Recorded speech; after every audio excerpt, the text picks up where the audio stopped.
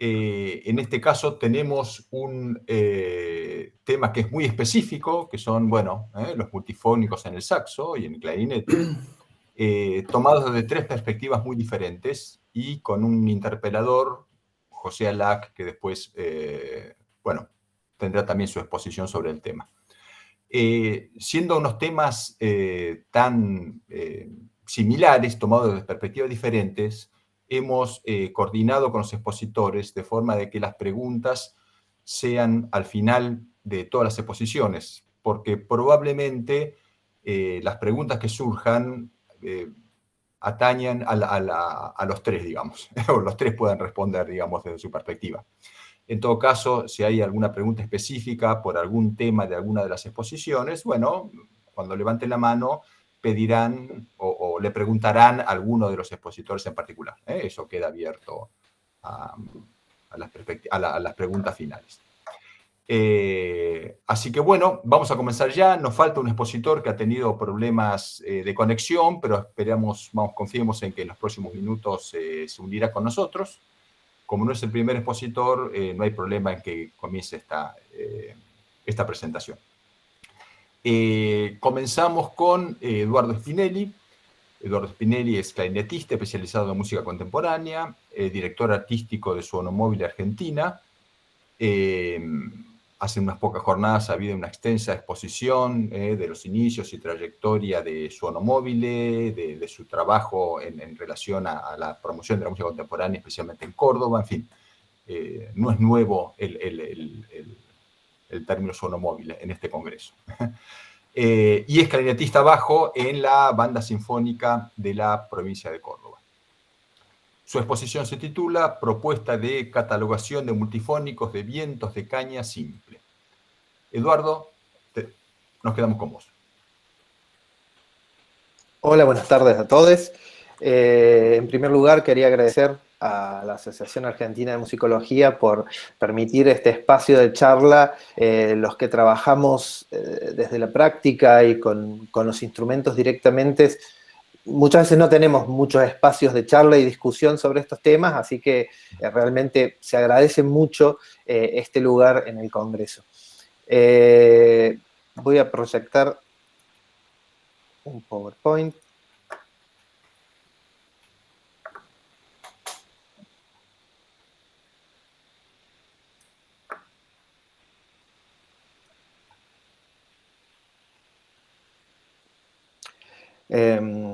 Bueno, mi tema para este congreso es una propuesta de catalogación de multifónicos en vientos de caña simple. El acercamiento al trabajo con multifónicos puede tener diferentes disparadores. Un instrumentista puede partir de una simple exploración sonora, casi como un juego, intentando descubrir los diferentes aspectos de estas sonoridades múltiples. Pero quizás la mayoría de las músicas que nos enfrentamos con el trabajo con multifónicos lo hacemos desde el trabajo con la música contemporánea. Los instrumentistas con el estudio de obras compuestas en los últimos más de 50 años o trabajando con compositores que requieren de esos sonidos en sus obras en desarrollo, y los compositores justamente desarrollando su propio lenguaje e incluyendo estas sonoridades múltiples. En la búsqueda de información con respecto a la producción de multifónicos, encontramos en diferentes tablas, libros y páginas de internet criterios en la forma de ordenamiento y catalogación de dichos sonidos que, en muchos casos, requieren de digitaciones especiales y diferencias de embocadura y presión o caudal de aire. Dicha información suele estar detallada en las mencionadas tablas. Es pertinente observar aquí que no existen grandes divergencias en la organización del trabajo con multifónicos entre los instrumentos de caña simple y los de dobles, incluso tampoco con respecto a instrumentos sin caña como la flauta traversa. En general, cuando encontramos una tabla de multifónicos, los mismos se encuentran catalogados con un cierto criterio primario con complementos de otros parámetros. En New Directions for Clarinet de Philipp Rehfeldt, este criterio primario es la sonoridad, clasificando los multifónicos según cuestiones de dinámica, timbre, ataque, etc. En The Techniques of Oboe Playing de Peter Will y en The Techniques of Saxophone Playing de Marcus Weiss, la organización primaria se relaciona con digitaciones partiendo de orificios tapados, continuando hacia orificios abiertos, incluyendo otras características del multifónico como cuestiones tímbricas y dinámicas o información referida a presión o posición de labios, etc., como complemento de esa organización primaria. Vemos como en el caso de REFL encontramos información adicional en texto sobre cada grupo de multifónicos. Esta diapositiva muestra el libro de de Marcus Weiss. En el caso de Bill, vemos símbolos relacionados con la presión de labios o posición de la caña en los labios. Estas formas de organización de la información suelen ser muy útiles en cuanto a la búsqueda de multifónicos teniendo en cuenta los sonidos que los conforman, sus características tímbricas o incluso sus posibles digitaciones. Incorporan la posibilidad de saber cómo funcionan a nivel físico-acústico, cómo se producen. Cuando un compositor está en pleno trabajo compositivo, son quizás estas informaciones existentes las más necesarias. Así también en el trabajo del instrumentista, tratando de resolver el desafío de producirlos o de ofrecérselos como posibilidad a compositores. Pero al no incluir de ningún modo su forma de producción, pueden limitar en cierta manera la posterior exploración en base a esa información ya existente. Multifónicos en el clarinete. En el clarinete podríamos distinguir diferentes formas de producción de multifónicos. Sin querer entrar en demasiados detalles técnicos, quisiera mostrar las que considero principales para tener en cuenta con ejemplos la proposición de inclusión de estos criterios en la catalogación. Para ello, primero creo interesante mencionar algunas características acústicas del clarinete. El clarinete es un tubo abierto que se comporta acústicamente como un tubo cerrado, abierto en la campana, casi cerrado en la boquilla, lo que lo lleva a poder producir solamente los parciales impares de la secuencia de armónicos. Esto es, primero, fundamental, tercero, la quinta, quinto, la tercera, séptimo, la séptima, etc. Podemos dividir el clarinete en 4 registros básicos, que me gusta denominar con números cardinales. Recordando que el clarinete es un instrumento transpositor, preferimos referirnos a las notas escritas y no a las reales, ya que es la manera más común entre clarinetistas y permite tener más en claro las digitaciones que se usan. Primer registro, desde la nota más grave, Mi3 en el clarinete soprano, Mi bemol 3 o Do 3 en el clarinete bajo, comprendiendo todas las notas fundamentales hasta la primera aparición de un armónico, Si4. Segundo registro, desde ese primer armónico, Si4, armónico 3, quinta de la digitación de Mi3, todas las notas producidas como armónico 3 hasta la aparición de la primera nota ejecutada como armónico 5, el Do sostenido 6. Desde el tercer registro, desde esa primera nota ejecutada como armónico 5, Do sostenido 6, todas las notas producidas como parcial 5 hasta la aparición de la primera ejecutada como armónico 7, el Sol 6. Cuarto registro, todas las notas sobreagudas por encima de ese Sol 6, que en general corresponden a armónicos 7 o 9. Cabe mencionar que esta no es la forma más tradicional de nombrar ni dividir los registros del clarinete. La considero muy práctica ya que, al estar basada en los parciales armónicos, nos permite entender algunas ideas desde la perspectiva físico-acústica. Para pasar del primer registro al segundo, se utiliza un orificio especial denominado portavoz o llave de registro, que es más pequeño que un orificio normal. Este orificio introduce un nodo a aproximadamente 1/3 de la longitud de la onda generada por la fundamental. El lugar donde está ubicado resuelve por generalización el largo completo del tubo del clarinete, interrumpiéndola a la fundamental, pero afectando mínimamente los armónicos. Para pasar al segundo registro, del segundo registro a los superiores, se utiliza este mismo orificio del portavoz, se generan otros pseudo portavoces mediante la abertura de orificios y se utilizan diferentes llaves para intensificar ciertas frecuencias dentro del tubo y generar así los armónicos siguientes. Estos otros portavoces van interrumpiendo sucesivamente los primeros parciales, permitiendo que suenen los siguientes. Suelo diferenciar 5 clases básicas o principales de multifónicos partiendo de su forma de producción. En este sentido, tengo en cuenta 2 elementos básicos para definir forma de producción. Uno, aire embocadura, siendo el criterio si se realiza algo para desviarse de lo que consideraríamos la forma tradicional de soplar o manejar la embocadura y el tracto vocal. Y 2, digitaciones, similar a lo anterior, pensando en si nos alejamos de lo que son las digitaciones tradicionales utilizadas para la realización de sonidos monofónicos. Pasando ya a esos 5 grupos de multifónicos específicos. El primer grupo, podemos llamar Overblow, Überblasen en alemán, es literalmente la misma palabra que en inglés. El multifónico se genera por una sobrepresión de aire, adaptaciones del caudal de aire de la embocadura, en general también una mayor presión, y un ajuste del tracto vocal para resaltar diferentes zonas de armónicos. Estos multifónicos se realizan a partir de notas fundamentales, o sea, del primer registro, con una digitación en general correspondiente a una nota normal del instrumento. Y cada una de ellas produce más de un resultado, abarcando regiones correspondientes a esos parciales impares. Es decir, una digitación genera varios multifónicos con la misma fundamental y diferentes armónicos. A medida que se acorta el tubo, es decir, que se van tocando notas fundamentales más agudas, se van reduciendo la cantidad de posibilidades multifónicas de cada fundamental, como así también se va limpiando el sonido, desde sonidos muy complejos en las notas graves con especies de clústeres de armónicos, a multifónicos más diáfanos con solo 2 notas cuando se parte de fundamentales más agudas. Las características y posibilidades tímbricas y dinámicas varían sustancialmente desde el Mi 3 hasta el Si bemol 4. El segundo grupo, multifónicos Underblow, Unterblasen en alemán, nuevamente literalmente la misma palabra. Se parte en este caso de alguna nota producida como armónico, en general con una digitación habitual, y se reducen presión y caudal de aire, como así también se adapta la embocadura.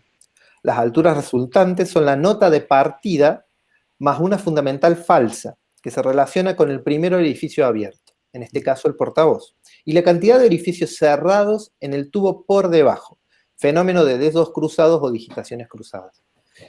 Se pueden modificar algunas dinámicas y alturas de las notas que los componen utilizando digitaciones especiales. El tercer grupo, multifónicos de dedos cruzados o nodo intermedio. Bueno, llamamos digitaciones de dedos cruzados o digitaciones cruzadas cuando uno o varios orificios están cerrados por debajo de un orificio abierto. En algunos multifónicos, partiendo de una digitación de una nota fundamental, se abre un orificio que no esté en ninguno de los extremos de la misma, introduciendo de esta manera un nodo intermedio. El nodo generado por el portavoz tiene la función de interrumpir la fundamental y dejar sonar solamente armónicos, en primer lugar el tercero, la quinta. Estos nodos intermedios suelen interrumpir la fundamental y también la quinta, permitiendo la escucha de la tercera, el parcial 5, y de armónicos superiores. Estos multifónicos requieren también cambios en aire-embocadura. Los mismos pueden sonar similares, pero no son completamente heterogéneos en cuanto a dinámicas y timbre. La mayoría sí tiene similitudes en cuanto a los sonidos que los conforman. Contienen algunos armónicos de la nota fundamental digitada, más una fundamental falsa, nuevamente falsa, generada por el lugar de apertura de ese nodo intermedio. Para explicar las alturas resultantes deberíamos hablar sobre la impedancia de los instrumentos de viento, lo cual no haremos en esta oportunidad para acotar un poco el tema. Muchas de estas digitaciones producen más de un multifónico, dependiendo para ello de modificaciones en presión de aire, embocadura y o tracto vocal. Los multifónicos suelen incluir en su complejidad notas resultantes o diferenciales que se escuchan gracias a fenómenos psicoacústicos. Cabe destacar que este es el grupo de multifónicos en donde, en el clarinete por lo menos, podemos encontrar o reconocer más este fenómeno. Multifónicos de borde de registros. Estos multifónicos están conformados por una nota del primer registro cercana al final del mismo y una nota del segundo registro cercana al comienzo del mismo. En general se escuchan solo esas 2 notas en una dinámica de mezzo piano hasta 2P o 3P. Se realizan con digitaciones especiales y con ciertas diferencias en el aire y la embocadura. multifónicos doble armónico, similares en su forma de producción a los overblow, a través de diferencias de presión de embocadura y del tracto vocal, se genera, tocando un armónico, la aparición del armónico siguiente. En el clarinete soprano, en general, pueden realizarse tocando el armónico 3 y haciendo aparecer el 5. Mientras más grave el instrumento, clarinete bajo, clarinete contrabajo, más fácil es la producción de estos multifónicos a partir de armónicos superiores. Este grupo suele compartir características dinámicas y tímbricas, funcionando especialmente bien en las dinámicas muy bajas. En algunos casos aparece una fundamental falsa que se relaciona con los multifónicos tipo underblow. Tengamos en cuenta que estas denominaciones no forman parte, o por lo menos no todas, de una terminología usual, y las estoy proponiendo como posibilidades de nomenclación. Los multifónicos pueden ser nombrados de diferentes maneras por diferentes autores. Las conclusiones serían, mi propuesta concreta constaría de la inclusión de las formas de producción de los multifónicos en las formas de catalogación existentes, ya sea como complementos de criterios primarios como timbre, altura o dinámica, o generando a partir de ellos un criterio primario complementado con el resto. De esta manera, sería posible trabajar incorporando estas características a las usuales, permitiendo la posterior exploración sonora a partir de dicha información. La inclusión de... Eduardo. Perfecto. Sí. La inclusión de la forma de producción facilitaría la búsqueda justamente a partir de las posibilidades físico-acústicas. En base a su estudio, generaría herramientas para los intérpretes en cuanto a independencia de las tablas y libros existentes, como así también brindaría la posibilidad a los compositores de intuir qué sonidos multifónicos son posibles, agilizando de esta manera el trabajo colaborativo entre compositor e instrumentista y permitiendo un mayor acercamiento a la resolución de las ideas compositivas antes de mencionado trabajo colaborativo. Muchas gracias. Muy bien, Eduardo. Muchas gracias por tu presentación. Vamos a hacer lo siguiente. Ahora debería venir Federico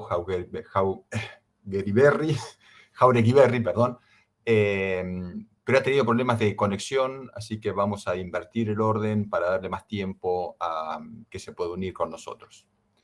En última instancia, es una desgracia con suerte porque Federico mandó su exposición grabada, con lo cual lo vamos a tener igual. Esperemos que esté con nosotros para las preguntas, pero en todo caso su exposición no se va a perder. Eso es algo muy bueno. Pero cambiamos el orden y vamos a continuar con Martín Procia. Martín es saxofonista, compositor, investigador, docente, integrante del cuarteto de saxofones Tsunami, profesor de saxofón en la Escuela de Bellas Artes Carlos Morel y de composición en la licenciatura en composición en medios electroacústicos de la Universidad Nacional de Quilmes. Es director del proyecto de investigación Sonoridades Híbridas, Laboratorio de Acústica y Percepción Sonora de la Universidad Nacional de Quilmes. Su exposición se titula Posibilidades de sistematización de procesos de modulación tímbrica con multifónicos. Nos quedamos con Martín. Buenas tardes, mi nombre es Martín Procia y les voy a presentar un trabajo sobre posibilidades de sistematización de procesos de modulación tímbrica con multifónicos que hemos venido desarrollando junto a Manuel Eguía dentro del proyecto de investigación Sonoridades Híbridas en el Laboratorio de Acústica y Percepción Sonora. Específicamente en lo que refiere a la composición con multifónicos en el saxofón, que es en lo que está centrado este trabajo, podemos pensar que hay diferentes características de estas sonoridades que las vuelven particularmente interesantes a la hora de su estudio, particularmente interesantes al momento de utilizarlas para componer, pero que presentan algunas problemáticas específicas. Lo primero que podemos decir es que hay una relación al momento de trabajar con multifónicos entre la digitación, la columna de aire, la entonación en el tracto vocal del intérprete y la utilización de digitaciones especiales. Ocurre también que con una misma digitación se pueden producir más de un multifónico, inclusive con sonoridades muy diferentes entre sí. Del mismo modo, podemos decir que una determinada digitación no resulta igualmente eficiente aplicada a diferentes saxofones. Podemos nombrar algunas características generales en relación a los multifónicos. En primer caso, como una primera definición, podemos decir que un multifónico es un sonido en el cual se perciben dos o más alturas simultáneas en un instrumento monofónico. Por otra parte, a diferencia de los sonidos armónicos, la impedancia acústica del tubo del saxofón no presenta picos relacionados armónicamente, como podemos apreciar en la figura del gráfico. El comportamiento no lineal de la caña, por otra parte, al sintonizarse con dos o más resonancias, genera la aparición de frecuencias heterodinas. Por último, y como dijimos anteriormente, el intérprete debe sintonizar su tracto vocal para estabilizar la sonoridad del multifónico deseado. En cuanto a los objetivos del presente trabajo y al estudio general del timbre en multifónicos, podemos decir que en principio lo que nos interesó fue estudiar los multifónicos no desde la composición de alturas o desde un análisis espectral específico, sino del punto de vista de su sonoridad, o sea, cómo percibimos esos sonidos multifónicos. A su vez, estudiar qué parámetros son más efectivos a la hora de discriminar tímbricamente multifónicos. Una vez comprendido este proceso, nos propusimos realizar una categorización tímbrica para estos sonidos. Partimos de un trabajo relacionado al timbre de multifónicos que realizamos Pablo Riera, quien habla, y Manuel Eguía, y que fue publicado en el 2014. En ese trabajo presentábamos una categorización musical y perceptual para multifónicos en el saxofón alto. Para ello, trabajamos a partir del paradigma de la escucha reducida propuesto por Pierre Schaeffer sobre 120 multifónicos en el saxofón alto. Una vez obtenida una categorización preliminar, se obtuvieron 4 conjuntos de sonidos que detallaremos a continuación y se cortaron fragmentos de 3 segundos de cada uno de esos 120 multifónicos. Una vez obtenidas esas categorizaciones, se realizó un experimento psicofísico de comparación de pares en el cual cada uno de los sujetos experimentales tenía que comparar cuán similares o diferentes eran dos multifónicos entre sí. Como complemento de ese trabajo, se desarrolló un espacio tímbrico virtual para esos 120 sonidos analizados.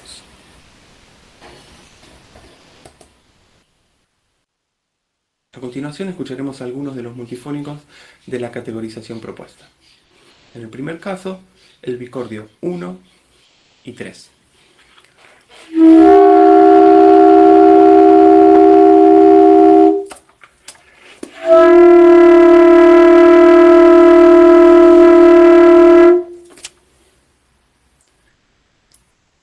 Del grupo de multifónicos complejos, el sonido 5 y 6.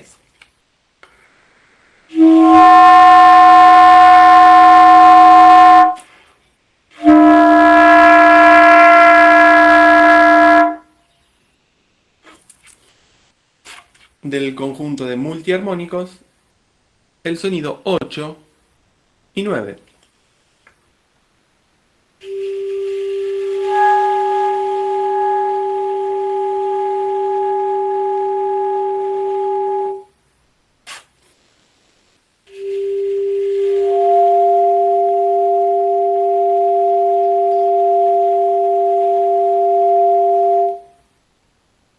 Y por último, del grupo de trémolos, el sonido 12 y 14.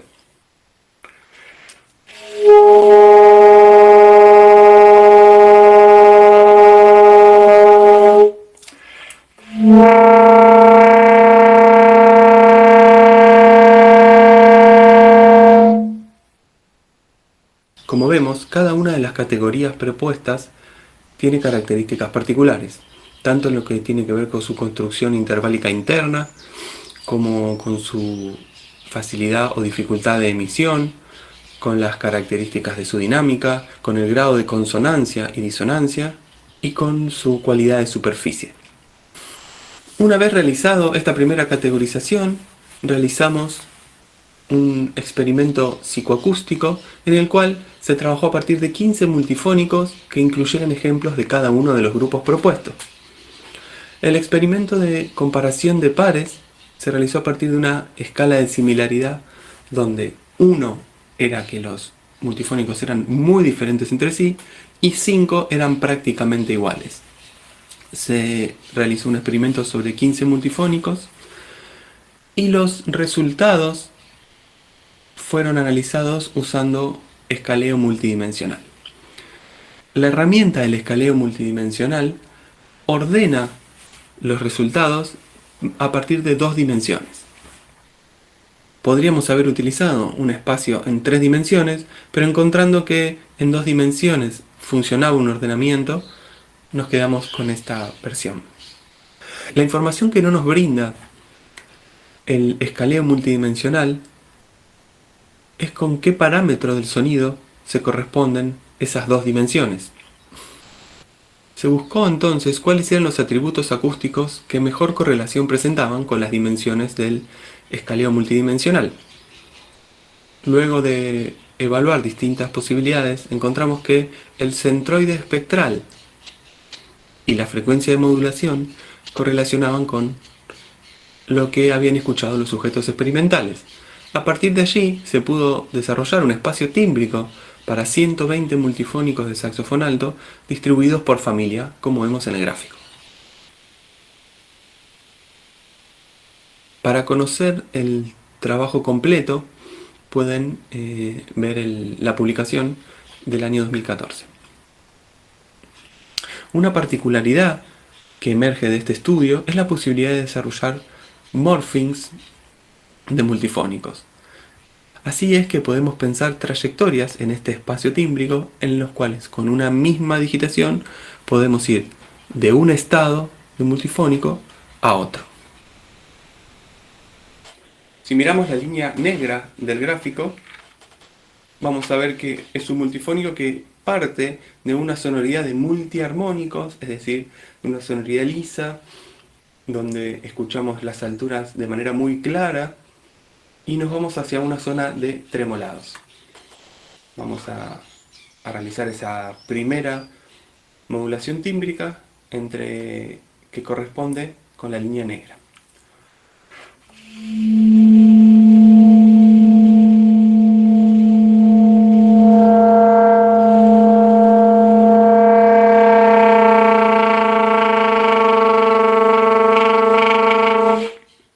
Cuando el intérprete puede pensar en la sonoridad y no tanto en las alturas del multifónico, podemos encontrar que es mucho más claro la direccionalidad de la curva que queremos realizar.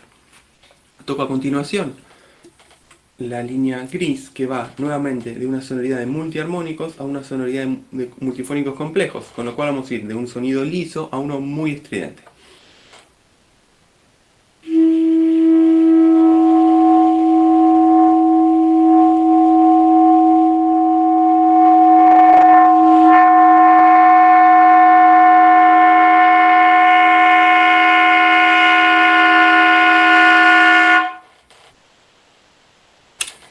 Si bien en los dos casos hay un incremento en la intensidad notorio, también es cierto que la posibilidad de pensar en un multifónico tremolado propone una intención en la interpretación diferente al pensar en una sonoridad de multifónico complejo. Por lo tanto, no es solo incrementar la intensidad del multifónico, sino también entonar, vocalizar el multifónico con la intención tímbrica que tiene cada una de las sonoridades. Podemos decir, entonces, a grandes rasgos, que la modulación tímbrica es el proceso durante el cual un fenómeno sonoro pasa de un timbre a otro. O, más precisamente, es el proceso durante el cual varían las características tímbricas de un fenómeno sonoro de acuerdo con transformaciones que se le infringen a la fuente sonora. Para ser así percibido, un proceso de modulación tímbrica debe cumplir tres requisitos. Debe ser gradual, lo que refiere a la graduación del cambio tímbrico, contemplando los diferentes estados intermedios de modulación tímbrica, junto con la magnitud de las diferencias tímbricas entre los diferentes estados, la separación temporal, la duración y la velocidad del cambio. Debe ser direccional, lo cual hace referencia a la relación entre el timbre de partida, el timbre de llegada y el tipo de trayectoria entre ambos. Por último, debe tener continuidad temporal, lo que refiere a cómo transcurren en el tiempo los estados intermedios de dicha modulación, lo que se relaciona con el contexto en el cual sucede y si se presenta en forma continua o discontinua. Para el desarrollo del presente trabajo, hemos propuesto 4 tipos de modulación tímbrica organizados a partir de los siguientes atributos o características de los sonidos multifónicos. El grano, su tipo y tamaño, asociado generalmente a la iteración del sonido, la cantidad de alturas de un sonido multifónico, el cambio en la altura espectral, asociado a la entonación y a la coloratura general de un multifónico, y la envolvente dinámica o curva de ADSR. A su vez, hemos propuesto acciones performáticas o acciones musicales de interpretación que están más directamente relacionadas con los tipos de modulación propuestos. Nos circunscribimos aquí a situaciones y habilidades que intérpretes de saxofón manejamos en nuestra práctica cotidiana.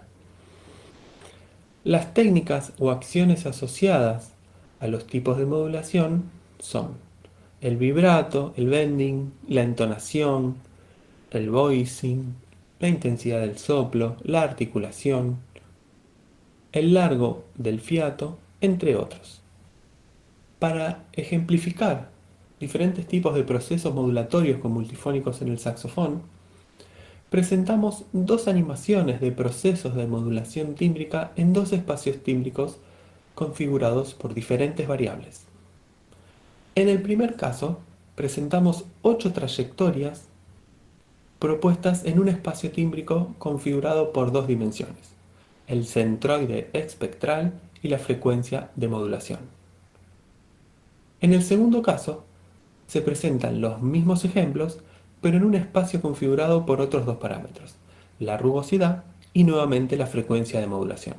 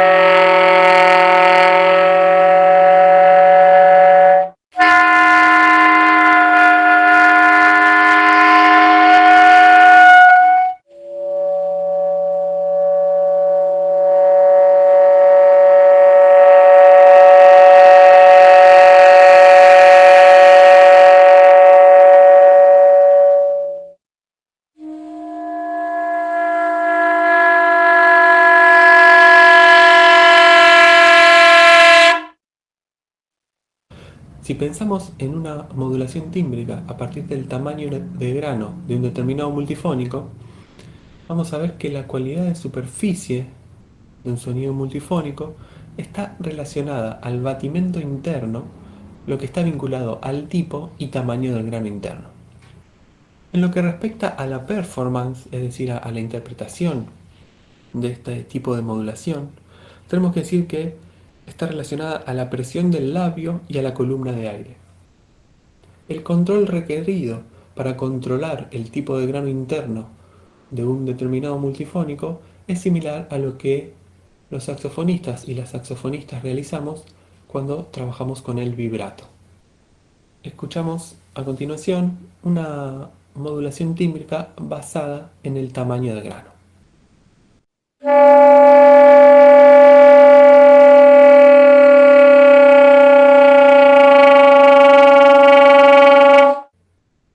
Como podemos escuchar y ver, a medida que se incrementa el tamaño de grano, decrece la velocidad de batimento relacionada a la frecuencia de modulación y aumenta la rugosidad. Si pensamos en un proceso de modulación tímbrica regido por la cantidad de alturas de un determinado multifónico, vamos a ver que la aparición de una nueva altura determina, en primer término, un incremento en la energía espectral. Este fenómeno es percibido también como un incremento en la rugosidad, cambiando el balance tímbrico general del sonido. En lo que tiene que ver con la performance o la interpretación de un proceso modulatorio de este tipo, tenemos que decir que está relacionado directamente a la entonación. El intérprete afina su tracto vocal para lograr la aparición de una o más alturas.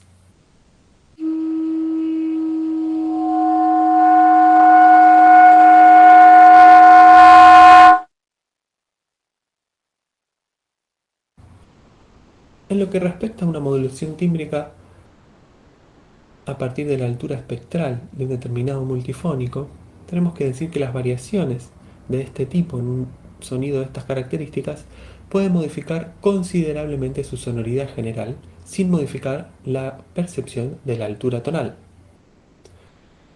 En lo que tiene que ver con la interpretación de este tipo de modulaciones, está directamente relacionado con la entonación.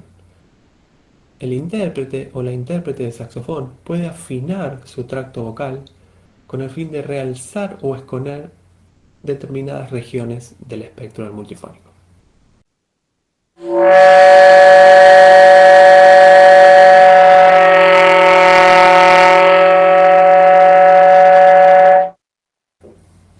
En el último de los procesos de modulación tímbrica propuestos, tenemos la envolvente dinámica. Al modificar la curva de ADSR de un determinado sonido multifónico, todos los parámetros del sonido incluidos en la percepción se modifican globalmente. En lo que tiene que ver con la performance o la interpretación, esto está directamente relacionado con la columna de aire. Se comporta de manera similar a otras envolventes dinámicas producidas en notas o acciones no multifónicas, y el intérprete va entonando para no perder la coloratura general del multifónico.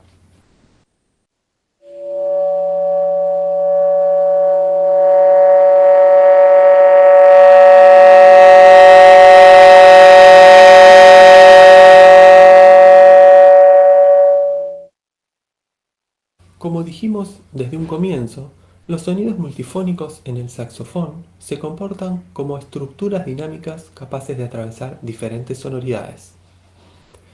Con una misma digitación y en un mismo fiato, es posible realizar procesos de modulación tímbrica entre las diferentes sonoridades posibles de un mismo multifónico.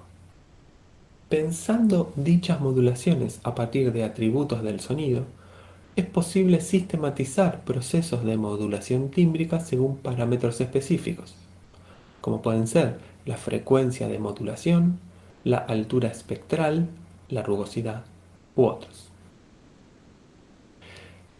Este tipo de asociaciones entre atributos del sonido y procesos modulatorios permite no solo abordar los aspectos perceptivos de este fenómeno, sino también sistematizar las prácticas performáticas interpretativas incluidas en estos procesos. Hasta aquí mi presentación. Quedamos abiertos a preguntas y a conversar. Muy bien, muchas gracias, Martín, por tu presentación interesantísima. Como les dije al principio de esta mesa, Federico ha tenido problemas, no ha podido conectarse todavía, pero por suerte él grabó. Ahí está Federico. Ahí está, Federico. Ahí está Federico. Hola, buenas tardes. Perdón la demora. Pues justo llegaste, mirá, justo. Entonces, ya todos, lo que debemos estar, vamos a la presentación de Federico Jaugerriberri, saxofonista, compositor, docente e investigador. Trabaja en la Facultad de Bellas Artes de la Universidad Nacional de La Plata, en las cátedras de acústica musical y práctica experimental con medios electroacústicos, y es organizador del encuentro entre compositores e instrumentistas. Actualmente realiza un proyecto de investigación titulado Acústica de espacios no convencionales, música para sitios específicos, en el Instituto de Investigación en Producción y Enseñanza del Arte Argentino y Latinoamericano. Su exposición se titula Sondeando profundidades, composición para saxofón con sonidos multifónicos. Adelante entonces con la presentación de Federico. Ok, bueno, voy a hacer la misma salvedad. El video está con un audio muy bajo. Igualmente lo descargué de YouTube y le subí un poco el nivel, pero creo que sigue estando bajo, por lo tanto es probable que deban subir el volumen de sus parlantes. Muchas gracias.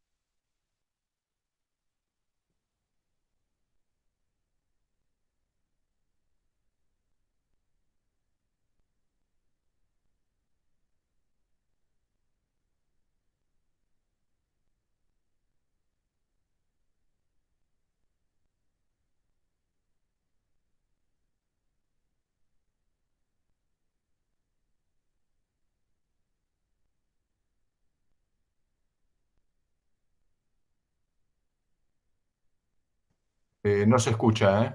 No se escucha. A ver, yo por lo menos no escucho. No, Bueno, tampoco. vamos a probar de nuevo con la otra versión. Vamos de nuevo.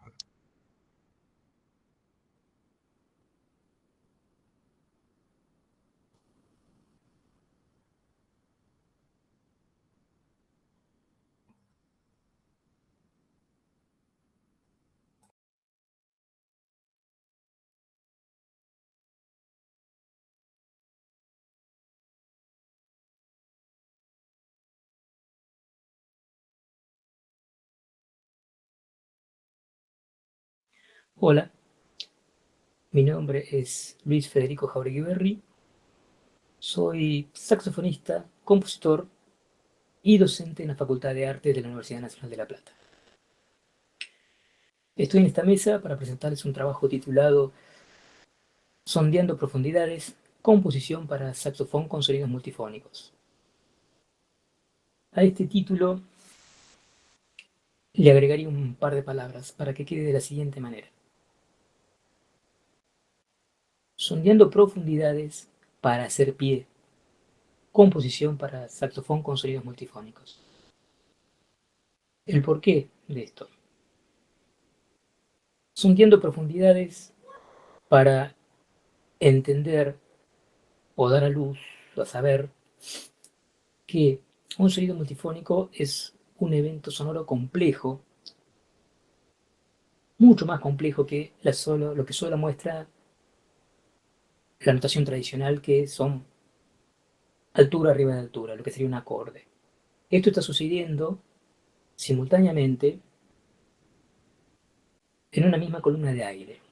Un sonido multifónico es algo mucho más denso en cuanto a cantidad de información que solamente un acorde. Por otro lado, para hacer pie, desde el año 2012 yo coordino el encuentro entre compositores e instrumentistas, antes seminario encuentro entre compositores y saxofonistas, Y bueno, a lo largo de todo este tiempo he podido trabajar con compositores e instrumentistas. Al momento de elegir usar sonidos multifónicos, los compositores van a los medios que tienen disponibles para requerir información, que ahora son muchos. Y en la bibliografía, sobre todo, a la que hay mucho acceso, lo que disponen es una digitación para el instrumento y al lado qué alturas tendría que salir con esta digitación. Ninguna guía de cómo hay que hacer para que eso pase. El asunto es que cuando el instrumentista se acerca al multifónico, ve esa notación, siendo un instrumentista novel en ejecución de sonidos multifónicos, ¿qué pasa? Que él que está entrenado para, ante un símbolo, tocar un sonido con una altura discreta, de golpe se encuentra que tiene que tocar una digitación completamente extraña para crear un acorde. Y que cuando suena, no suena tan limpio como puede ser en un instrumento preparado para eso, una guitarra o un piano. Aparecen las interferencias. Entonces, una cuestión que está pasando, que me encontré yo con esto de la ejecución de intérpretes nobles, es que muchas veces hay un rechazo hacia la técnica porque simplemente las alturas no salen. Y bien es eso algo a trabajar, eso se puede trabajar con ayuda de algún tutor. Es mi intención en esta charla plantear decir, bueno, tanto para el compositor como para el instrumentista, el plantear, bueno, se puede trabajar un sonido multifónico desde otras perspectivas, no solamente quiero un acorde acá, no quiero alturas solamente, se pueden hacer otras cosas. Entonces planteo navegar estos sonidos multifónicos desde tres perspectivas, que no son excluyentes. Por un lado, una perspectiva que, bueno, tiene que estar muy relacionada con la cuestión de altura discreta, que es la textura. Pero bueno, ¿qué se puede hacer con esto? No necesariamente que hacer un coral a cuatro voces. Bueno, por ahí es complejo, sino difícil. Pero sí se pueden hacer parafonías, se pueden hacer heterofonías, y en cierto modo una especie de contrapunto polifonía, haciendo aparecer una u otra, una voz o dos. Por otro lado, se puede trabajar el aspecto tímbrico de un sonido multifónico. Se puede extrañar el timbre. Se puede emitir un sonido ordinario y de golpe cambiarlo. Por otro lado, se pueden generar disociaciones con respecto a lo que es la ejecución normal de un instrumento. Y el último criterio que propongo para esta oportunidad es la de pensar la espectromorfología, entendiendo espectromorfología en cómo varía el espectro a lo largo del tiempo. ¿Se puede hacer eso con un sonido multifónico? Sí. ¿Se pueden agregar y sacar componentes? Sí. Dentro de cierto rango. No es automática en la ejecución de esto. Pero la idea es desabroquelar la idea de que un sonido multifónico son alturas tocadas simultáneamente. Es algo mucho más amplio. Para empezar a presentar la primera perspectiva mencionada antes, textura, eh, vamos a escuchar un fragmento de una obra para saxo alto y voz, Shiori Satyam. Vamos a escuchar solamente la línea del saxo, en la cual hay todo un bloque de sonidos multifónicos que va bajando en ámbito, todo en paralelo.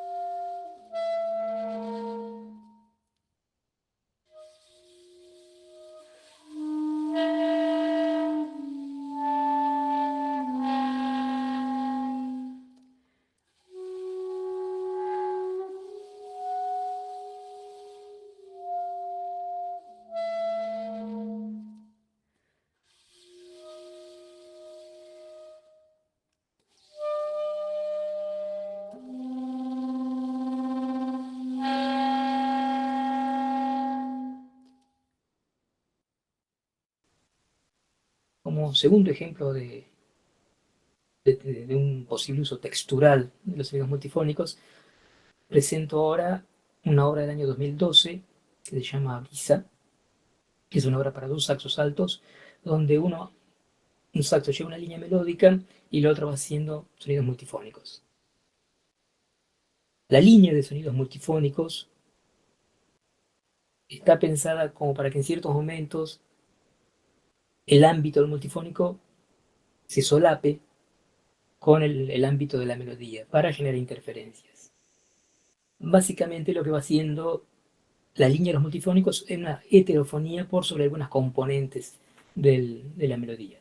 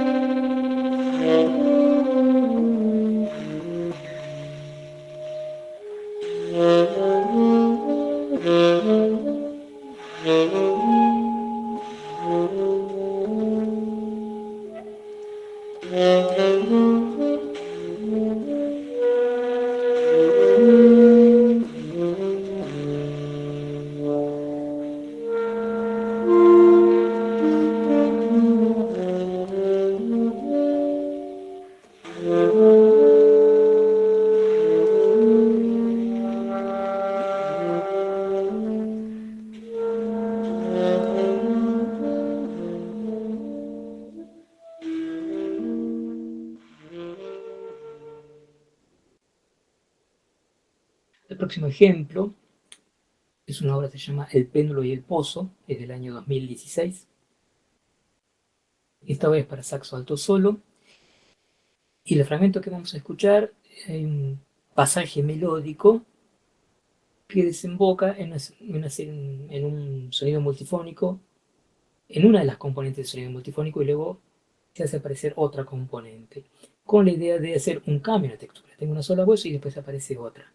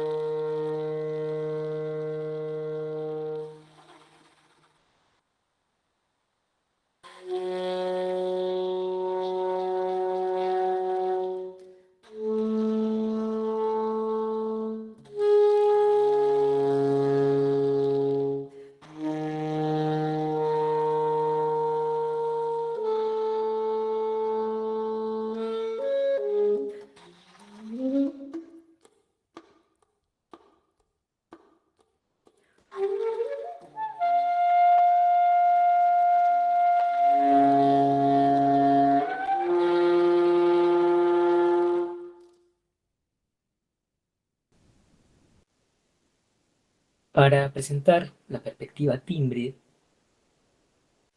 tomo como ejemplo una obra para 9 saxos altos que se llama Mujuca. Y para esta obra planteé hacer ataques con unos saxos para luego hacer todo el cuerpo del sonido con otros saxos. Básicamente lo que organicé fue una especie de sintetizador.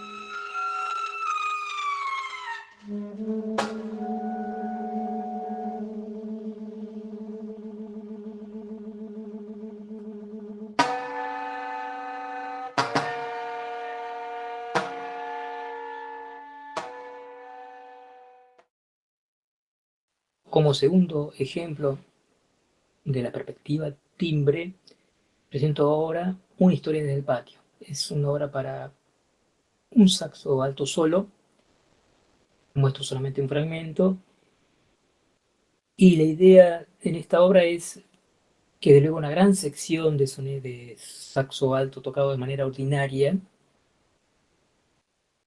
aparecen unos sonidos multifónicos, con la idea de generar un extrañamiento.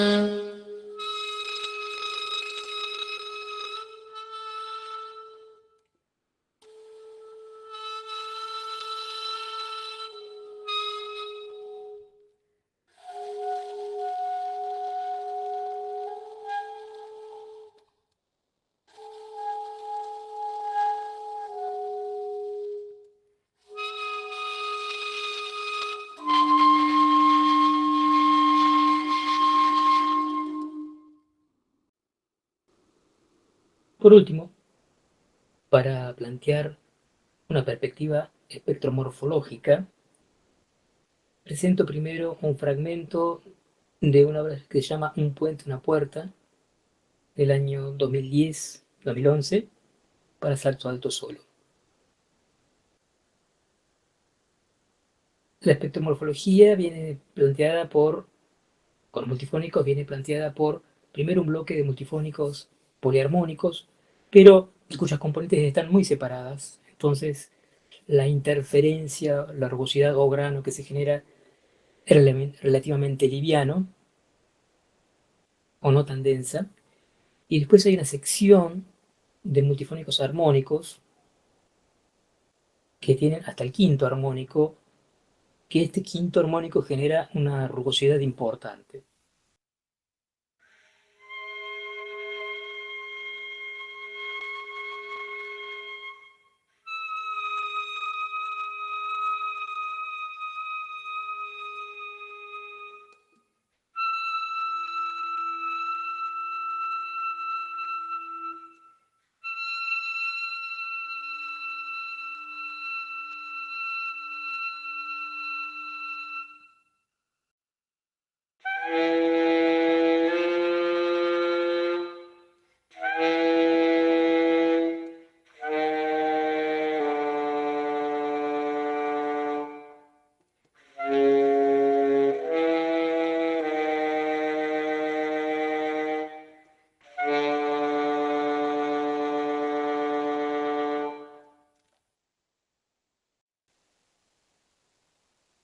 El último ejemplo de este trabajo, también relacionado con espectromorfología, en función de satisfacer ciertas necesidades espectrales, en un momento, para mantener una continuidad espectromorfológica, recurrí al uso de sonidos multifónicos.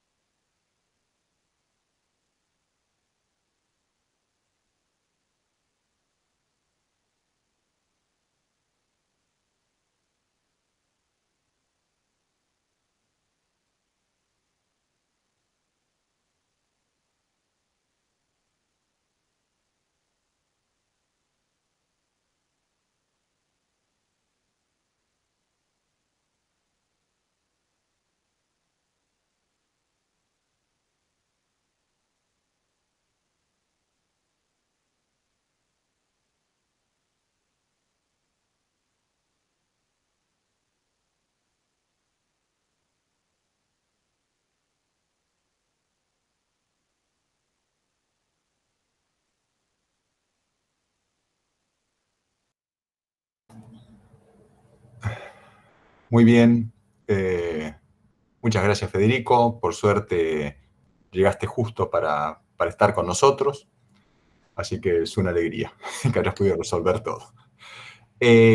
Bueno, para finalizar las presentaciones, tenemos a nuestro interpelador de la mesa, que va a ser José Alac. José es magíster en composición por la Universidad de la Ciudad de Nueva York, licenciado en composición por la Universidad de Córdoba, compositor, docente e investigador en las cátedras de composición 3, 4 y 5 y del Seminario de Recursos Sonoros para Teatro por la Universidad Nacional de Córdoba y docente invitado por la Universidad de 3 de Febrero en la Maestría de Creación Musical, Nuevas Tecnologías y Artes Tradicionales. Compone desde los años 80 tanto músicas instrumentales y de cámara como electroacústicas y en relación con el teatro, el cine independiente y la danza contemporánea. Quedamos entonces escuchando a José Alac. Muchas gracias, Juan. Muchísimas gracias a la AM por la organización y por la invitación a este hermoso congreso tan rico ahora en esta área de música contemporánea, experimental, tan nutrido esta vez. Gracias, Martín Procia, con la invitación y la coordinación de esta mesa. Me siento muy muy emocionado y muy enriquecido por todo lo que he escuchado, por todo lo que he trabajado en estos últimos meses respecto de estas presentaciones, que tuve el privilegio de tenerlas de antemano para estudiarlas y poder hacer una interpelación o quizá una presentación de algunas ideas o propuestas o caminos para poder analizar o para poder pensar, como dijo Federico en su placa final, cuáles son las ópticas, ¿no? ¿De qué habla Federico con respecto a las ópticas? Me interesa mucho eso porque a partir de que tenemos un gran mundo sonoro tan impresionante, tan lleno, tan singular y tan idiosincrático en sí mismo, da lugar a que tengamos que indagar profundamente. También adhiero a la palabra profundidad que propone Federico. Entonces me surgen un montón de preguntas y de sensaciones. Me surgieron ya desde que empecé a trabajar y siempre me surgieron con los multifónicos. Y siempre fue un tema que realmente me pareció complejo, incluso complicado para trabajar, para entrarle como compositor. Tuve distintos momentos de mi vida en los cuales le esquivé al bulto y después lo enfrenté con distintos grados de logro y de éxito, ¿no? Y con distintos enfoques. El sistema es, como dice Federico, es complejo y evoca, es muy inspirador, muy evocativo, produce imágenes en nuestra mente cuando uno los escucha, ¿no? Uno siente que hay como una gama de colores, como una paleta de colores muy rica, llena de brillos muy cambiantes, iridiscencias, a veces claridades armónicas muy precisas y cuando uno las siente precisas de pronto se desvanecen y de pronto también se pueden volver rugosas o más claras o más tenues. Eso también produce también incertidumbre, ambivalencia. Uno piensa que cuando uno piensa en un sistema armónico, en los sistemas armónicos temperados, justamente tienen lo opuesto, digamos, en el sentido de que los acordes son claros y podemos definir cuáles son las notas y podemos definir muchas cosas y son resistentes en el tiempo, en la duración. En este mundo de multifónicos, los acordes, entre comillas, y lanzo una pregunta, ¿son acordes? Como Federico propone, quizás no son acordes, quizás son operaciones temporales, son las dos cosas, operaciones temporales, espectrales, que las tenemos que ver en esa ambivalencia, en esa dualidad, en ese estar siendo del proceso, como que no es algo concreto, específico, sino que no se instala.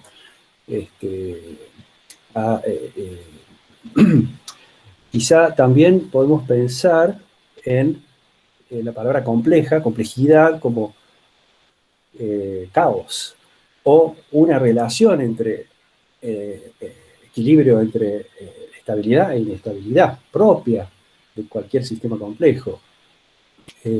Pensemos que todos estos acordes, digamos, si tomamos todo el catálogo de Eduardo, cada acorde, lo pongo entre comillas, cada acorde, tiene su propia condición de expresividad respecto de la intensidad, por ejemplo. Digamos, yo no puedo a cualquier multifónico tocarlo pianísimo y fortísimo, por ejemplo. O corro si lo hago, corro el riesgo, quizá el hermoso riesgo, muy útil, de que se me rompa el acorde. Digamos, hay un umbral, una especie de liminalidad entre un estado de fluidez sonora, dada por la compleja trama de producción entre el tracto vocal, ¿no? La laringe, los labios, la presión sobre la caña de los labios, el flujo del aire, la quijada, no sé, el paladar, la lengua, me imagino que toda una cantidad de condiciones que se tienen que dar para que salga algo, y luego el instrumento, la digitación, etc. Me da la sensación de que estamos en ese caos, en el sentido de ese aleteo de la mariposa, ¿no? Que puede traer una tormenta rápidamente. Digamos, sentimos en el multifónico aleteos, pero también sentimos, intuimos o vemos venir, o está inherente o latente o posible esa tormenta. Eso es muy rico compositivamente. Entonces, este es un ángulo, un eje para charlar que les propongo, por ahí les interesa. Hay otro campo que me parece, y que lo vi mucho más hoy, cuando escuchando los ejemplos, que es el hecho de que es muy fácil pensar que estamos frente a sintetizadores, moduladores de frecuencia, síntesis,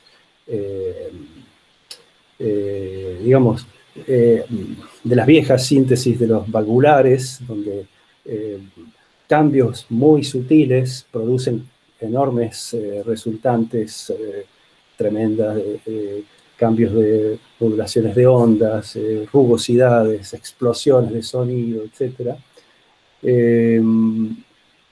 Entonces, ahí hay otra zona de indagación respecto de si estamos en un mundo tímbrico exclusivamente, y conectar eso con la idea de armonía, ¿no?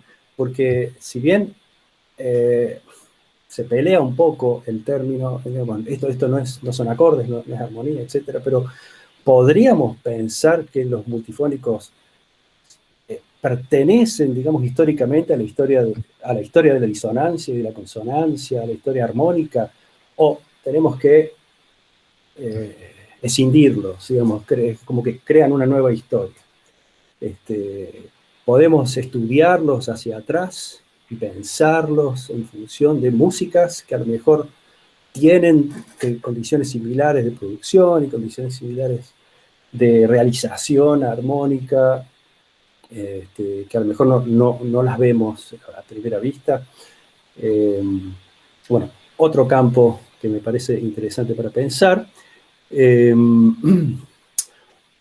Otra manera otra cosa que surge al escuchar, que me ha surgido muchísimo, y que es una problemática extremadamente interesante, es la orquestación, tanto en una sala pensemos en una orquestación en una sala de concierto, puestos los instrumentos que hacen multifónicos, respecto de otros instrumentos que no lo hacen, y las masas orquestales, los volúmenes, las potencias, y la posibilidad de orquestar en el sentido de cómo se tiene que adaptar todo al multifónico, o no, se tiene que adaptar la orquestación. ¿Me sirve el manual de orquestación clásico para esto?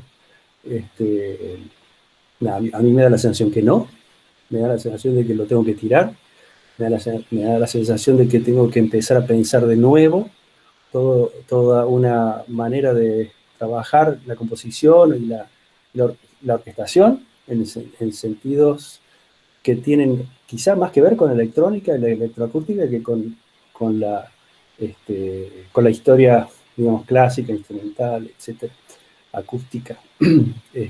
O podemos de vuelta hacer un mix de las dos cosas. La orquestación tiene muchas, acá, piensen que es un sonido que tiene inarmonicidad, ruido, consonancias y disonancias a la vez, en un viajecito, en 3 segundos, por lo que hemos escuchado recién, tenemos de todo, ¿no?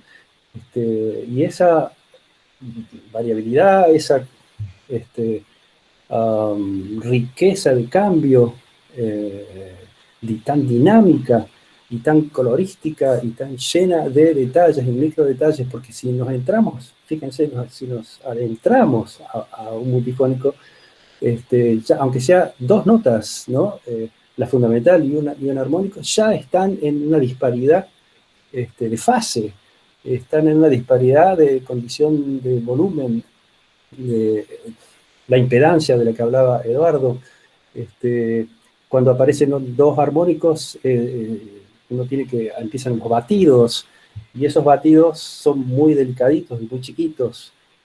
Pensando en una orquesta sinfónica con semejante masa orquestal, ¿cómo pienso yo eso dentro de un contexto abrumador, ¿no? De grandes potencias y de masas orquestales? Otra pregunta que me surge es la de el mundo sonoro, como mencionaba antes. Estamos frente a un mundo sonoro, es algo que yo estoy como inventando, pero yo pienso que el espectralismo es un mundo sonoro, o el minimalismo, o el multiserialismo. Esos son, digamos, el multifónico es un mundo también, o son acordes que yo puedo, o objetos sonoros que yo los puedo sacar de su mundo, meterlos en cualquier otro mundo, y si es y trabajarlos, por supuesto, pero si es un mundo sonoro, es elástico, yo puedo hacer lo que yo quiero, es permisivo,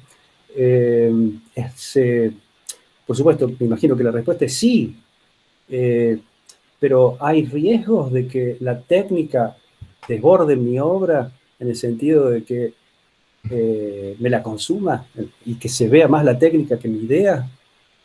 ¿Se puede parecer mi obra a muchas obras hechas con multifónicos? Hay riesgos en ese sentido, porque eso sí pasó con el multiserialismo, ¿no? O con esos otros mundos sonoros.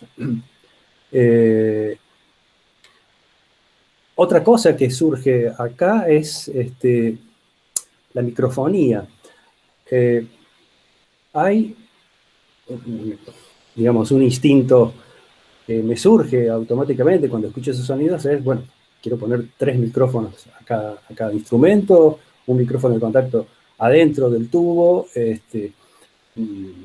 conectar todo a una computadora, C-Sound, Super Collider, y empezar a hacer experimentos electrónicos.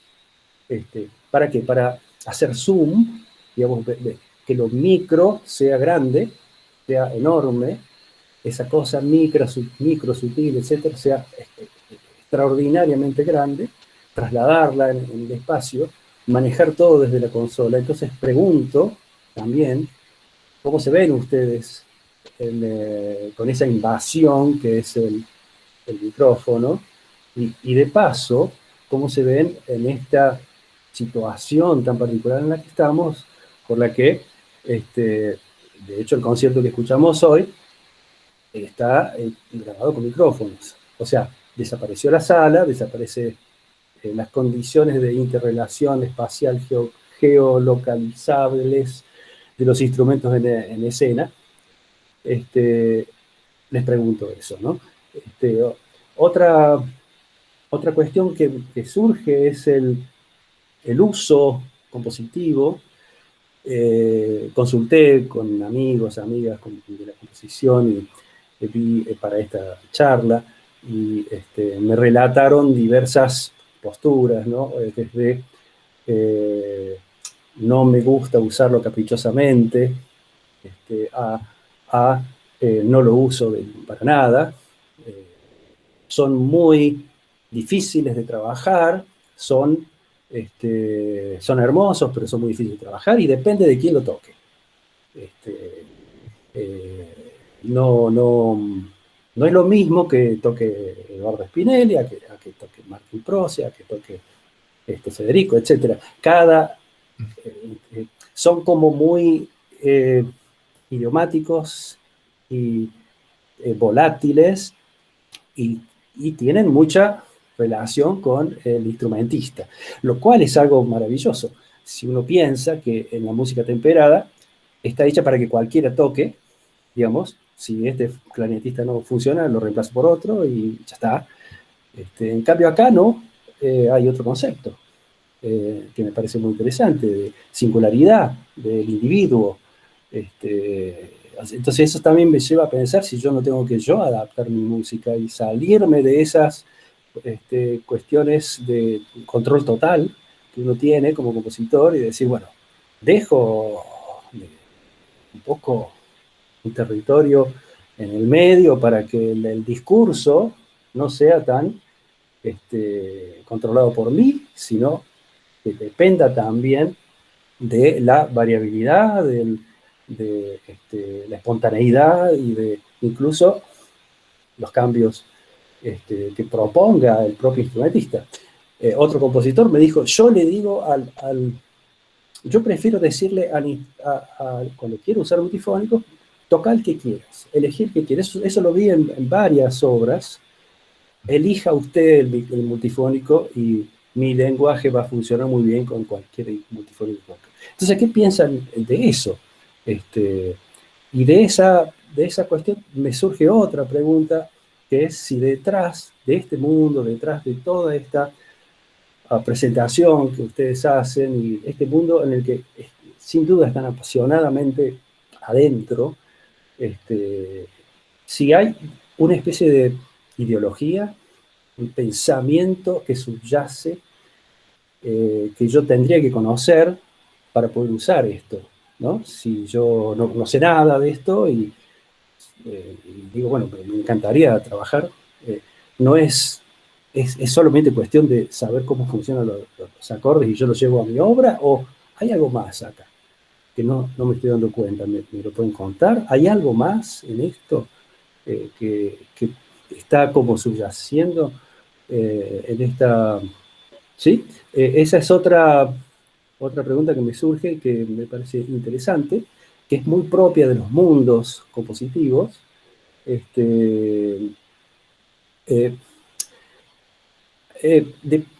Acá podríamos quizá también preguntar respecto de la herencia a futuro, ya que esto tiene una historia.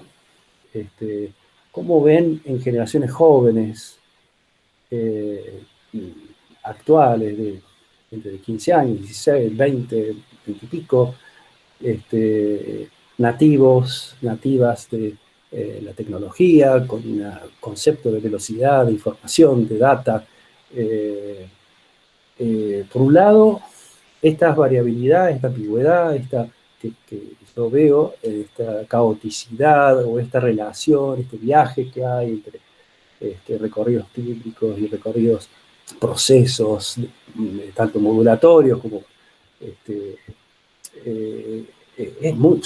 son atributos también de esta generación, por un lado. Pero por otro lado, esto parecería que es un mundo de enorme trabajo para aprendizaje, para entenderlos. No es tan simple y lleva mucho tiempo. Nos quedan 5 minutos, José. Sí, perfecto, sí, ya estoy terminando. Gracias. Por último, un área que yo la bautizo la ontología del instrumento. El ser o no ser del instrumento. Creo que se mencionó en algunas de las ponencias y pienso en ese libro de Foucault y de Magritte, esto no es una pipa. Juego con esa idea y digo, esto no es un clarinete. Para mucha gente, esto no es un clarinete, esto no es un saxo. Digamos, hay una concepción ontológica del instrumento respecto de la función en la música y la técnica con la que se toca, el sonido que se busca, y bueno, hablemos de eso un poco, digamos, cómo qué valores se ganan y qué se rompe con esto. Se rompe la identidad instrumental. De hecho, estos son instrumentos monofónicos, pero ahora son polifónicos. Resulta que son como una guitarra o un piano. Ya no son más monofónicos. O sea que ya hay una pérdida identitaria importante. Pero hay otras también. El virtuosismo, la reconocibilidad de tal o cual performer, Argerich o Barenboim. Podemos distinguirlos perfectamente, pero en este mundo se pueden distinguir los performers. Bueno, las familias instrumentales se ponen en cuestión, porque si yo tengo, digamos, un clarinete, así, uno de estos multifónicos tan hermosos, yo lo veo más cerquita familiarmente en términos de parentesco, con un gong raspado y un contrabajo sultasto haciendo una especie de ruidito sobre el puente. Entre esos tres, bueno, yo digo, creo que en la orquesta se tiene que sentar juntos. Ahí está la familia. Entonces, rompe la familia. Y si se rompe la familia, ¿por qué no seguimos? Y vale la pena llamar orquesta sinfónica, que es una palabra que implica unidad. Si acá estamos hablando de diversidad, de heterogeneidad, esto no rompe también con ese tipo de unidad genérica de familias de géneros que están armadas con reglas muy estrictas. Si ya estamos proponiendo identidades fluidas, el discurso es fluido, la orquesta es fluida, el orgánico es fluido, los géneros son fluidos, entonces quizá hay un mensaje que nos está dando el multifónico en el sentido de no solo se deconstituye, se desarma el instrumento para convertirse en una especie de loft, donde cualquier cosa puede pasar, sino que eso afecta a los lenguajes compositivos y a los orgánicos orquestales. Bueno, hasta acá llego, espero que hayas... Muchas gracias. Algunas de estas cosas sean de su interés y que podamos debatir todos estos temas y otros que surjan. Muchas gracias, José. Muy interesante tu intervención. Bueno, ahora nos queda una media hora como para proponer a los participantes preguntas, inquietudes. Así que les propongo a todas y a todos que pregunten, ya sea levantando la mano a través de los mensajes. En el interín, José dejó planteadas muchas inquietudes, preguntas en el transcurso de su intervención. Quizás alguno de los expositores quiere tomar algunas de esas preguntas o comentarios para contestar, y así abrir el diálogo con los y las participantes en esta mesa. Sí, Eduardo. Pero Martín levantó la mano primero. Pero Martín, bueno. No, a mí me gustaría tomar un poquito lo último que dijo José y reflexionar sobre el tema de esta cuestión, si el multifónico nos está planteando algo nuevo o alguna forma de pensar el instrumento distinto. Yo creo que no. Yo creo que justamente ese planteo ya existió en los años 70, simplemente el multifónico es un elemento más sobre el cual trabajar para esta disolución de la identidad del instrumento en la manera que se tuvo principalmente en la tradición clásico-romántica, y creo que hoy, 2020, 2021, no sé si el multifónico nos plantea algo nuevo en ese sentido, sino más bien un seguir, un continuar con ese distinto tratamiento del instrumento que ya comenzó hace 50 años o 60, y que realmente en ese sentido el multifónico no plantea un instrumento distinto, simplemente plantea un instrumento para mí más amplio, casi, digamos, en el sentido que lo plantearon muchos compositores ya en los años 70, en el sentido de que, bueno, ya podemos hacer mucho más cosas con un instrumento de lo que veníamos haciendo, y ese hacer más cosas ya desdibujó muchísimo las identidades de los instrumentos, tanto en el sentido de la orquestación, tanto en el sentido de la identidad, en un montón de sentidos, y el multifónico no creo que venga a plantear algo nuevo en ese sentido, sino más bien una continuidad en ese trabajo de ampliación de la identidad del instrumento, ¿no? Gracias, Eduardo. Martín, vos querías decir algo también. Sí, por ahí estaba Fede también, pero trato de ser breve, así también opinamos todos y todas. Continuando con lo que propone Eduardo, mencionó en varias ocasiones, José, la idea de umbral. Me parece que hay como un umbral me parece que es una palabra que viene bien para pensar el fenómeno, en tanto está implícito en los trabajos de la mesa de los dos compañeros, tanto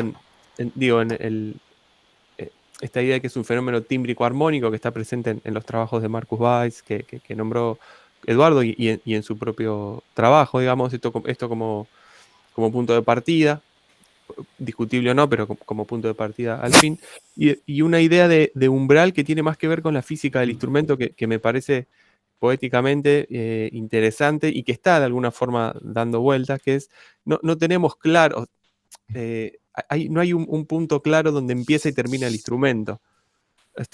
Hay tal vínculo entre la física de quien toca el instrumento y el instrumento en sí, las capacidades acústicas del instrumento, que ese punto de contacto que no son los labios o la embocadura, sino que es el tracto vocal, es un límite difuso y son mutuamente influenciables. Desde el tracto vocal puedo modificar la acústica del instrumento y desde la acústica del instrumento puedo modificar las resonancias en el tracto vocal. Entonces, aquello de lo que estamos hablando, que tiene que ver con cómo los multifónicos accionan sobre el lenguaje o sobre las propiedades idiomáticas de determinadas estéticas, me parece que también llega hasta el punto en el cual no y esto que traía José, de si todos los intérpretes, todas las intérpretes podemos trabajar de la misma forma. O sea, ese punto de contacto entre los dos no termina no termina de ser preciso, por eso la idea de umbral. Claro. Bien, gracias Martín. Federico, vos querías también decir. Sí, puede ser. Yo acá, bueno, no me daban las manos para anotar todas las preguntas de José, pero una cuestión que sale en las preguntas de José es el desencuentro, digamos, ¿no? Que encuentro un multifónico y me pasa esto. Y, por ejemplo, la cuestión del rango dinámico y de que si se aumenta el rango dinámico cambia. Lo que pasa, por ejemplo, hubo algo interesante en la primera obra que tocó Eduardo, que en un momento hace un decreyendo. Y ahí el espectro cambia. Cuando hay menos energía en la señal, el espectro cambia. Entonces, ¿qué pasa? Que ese decreyendo, esa disminución de energía no está afectando la altura tonal. Y acá el problema que tenemos es que cuando variamos la energía, la altura tonal pasa a otro plano, no importa la altura tonal. O sea, seguimos siendo notacéntricos, así siempre estamos queriendo modelar algo en función de algo que sabemos que tenemos el dominio, que es una nota, una altura con una frecuencia discreta. Después, adaptarse a la utilización de los sonidos multifónicos para que estos no dominen mi técnica. Pregunta, ¿pero acaso cuando uno no estudia instrumentación, orquestación, no está haciendo lo mismo con otros instrumentos? O sea, ¿por qué yo pido instrumentación? Para que en un clarinete no pida, por ejemplo, un 3F en los graves. O sea, nosotros ya estamos adaptados a ciertas reglas que pone el instrumento. Acá lo que estamos planteando, bueno, muchachos, las reglas son distintas. Después, acá también hay cuestión con respecto a orquestación. ¿Puede entrar esto en una masa orquestal? La pregunta es, ¿por qué tiene que ir a una masa orquestal? ¿Por qué tengo algo que es muy frágil, que tiene ciertas cualidades dentro de cierto rango, meterlo con 80 personas más, al lado de un trompón, por ejemplo? Ahí yo tengo... ¿Por qué esa necesidad? Digamos, lo que estamos haciendo es trasladar esta sonoridad a los mundos que conocemos, que tienen gran tradición. El problema es ese, que acá para mí lo que plantea esto es que, bueno, dejemos un poco de lado la tradición para cambiemos el tablero de juego, que ese es el problema, que nosotros estamos esperando de algo muy complejo que se comporte tan bien, tan prolijito, tan conocido como lo dice en el libro de orquestación. ¿Y qué más se decía? Hay tanto.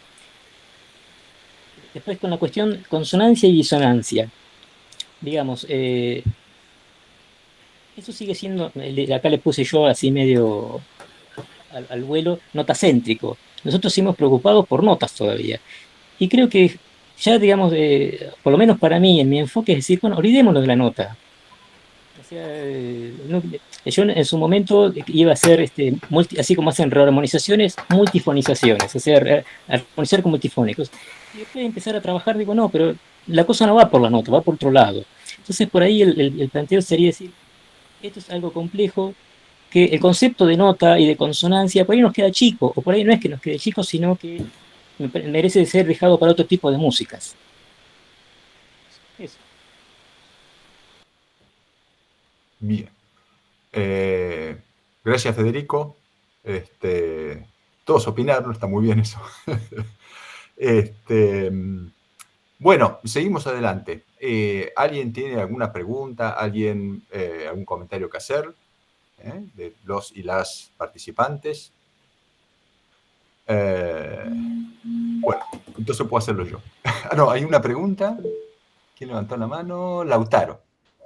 Sí, tengo una pregunta que amerita una introducción, porque estoy pensando en los luthieres y no sé si...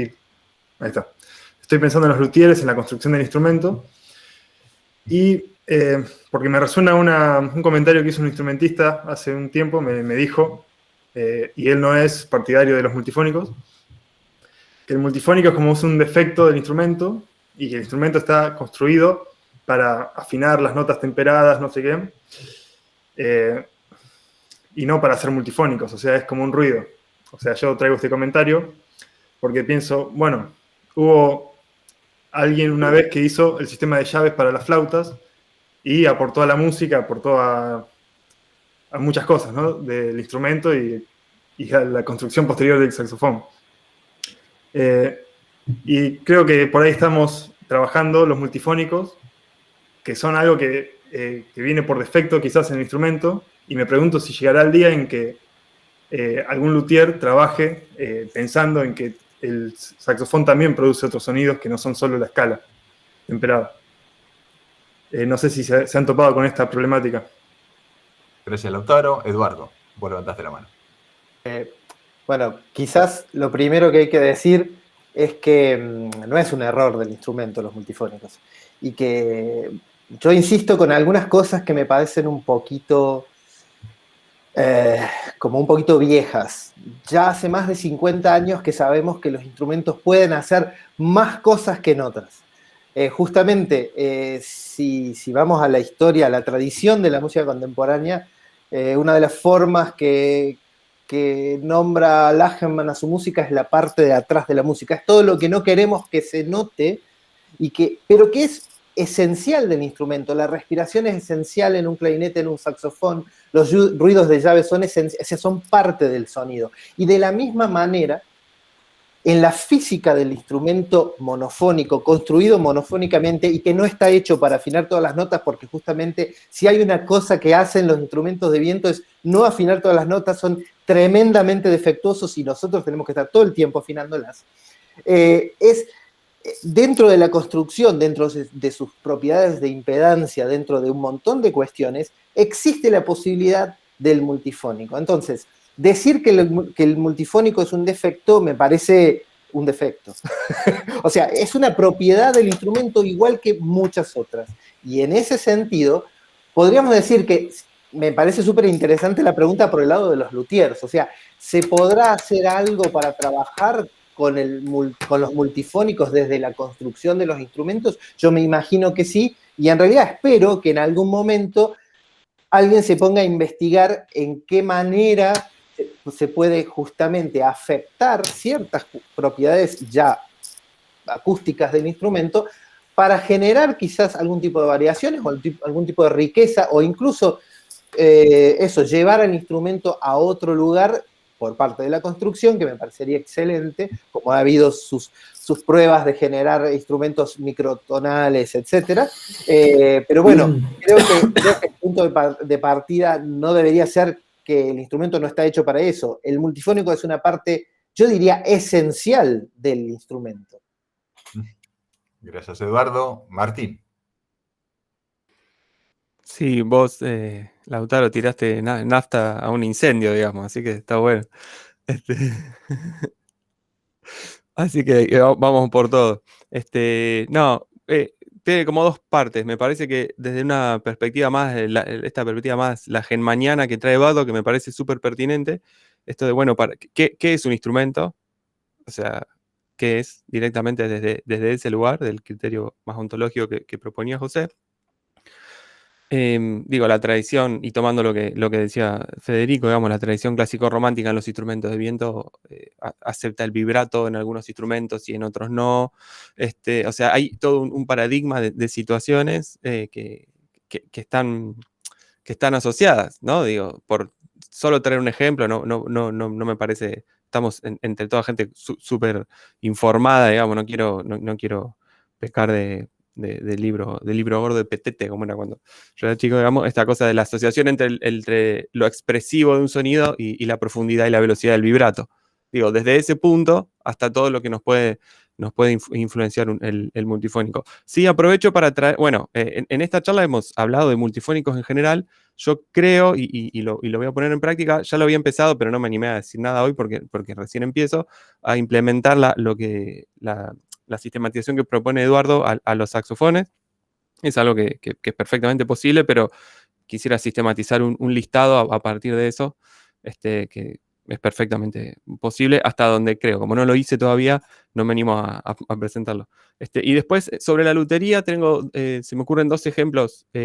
Federico menciona los multifónicos armónicos, que son aquellos que están relacionados a las resonancias propias del tubo cerrado, y los poliarmónicos, que también está cuando hay dos fundamentales, o sea, por el cruzamiento de dedos, digamos, hay dos fundamentales batiendo allí. Conozco al menos dos, un ejemplo de cada una. El caso, si alguien me puede corregir en la sala si me equivoco, agradezco. Sergio Merce y el saxo microtonal, o sea, es un saxo al que le sacó todas las llaves y le agregó llaves de gas. Entonces él con respiración circular va abriendo y cerrando llaves. La música es muy interesante, les recomiendo su música y escuchar especialmente el saxo microtonal. Y un trabajo de Gary Scavone, creo que se pronuncia el apellido, de Canadá, que para trabajar el fenómeno del bugling, que es, digamos, cerrar el instrumento y tocar los armónicos por separado, se mandó a construir cosas de primer mundo, mandó a que le construyan un instrumento sin llaves. Con lo cual aparecen multifónicos que son solo producto del tubo cerrado. Pero de una forma mucho más espontánea, porque no tenés la interferencia de las llaves. Entonces, digamos que en esos dos mundos, por lo menos conozco eso en relación a la lutería. Bien, gracias Martín. Bueno, queda abierto el debate, preguntas, comentarios. Yo voy a hacer un comentario. Siempre quiero hacer un comentario y me corta. Fernando. No te dejan hablar, Juan. Perdón. Igual una pregunta muy tranqui. Martín al final de la exposición dijo que podemos conseguir lo que mostró el estudio en su página o en una página. ¿Cuál sería la página? Sí, eso es... creo que si querés ponerla en los mensajes, la página. Sí, ahí pongo el contacto. Yo no sé, lo estamos actualizando, pero la página está, que es del proyecto de investigación. Ahí te conectás y nos mandamos todo.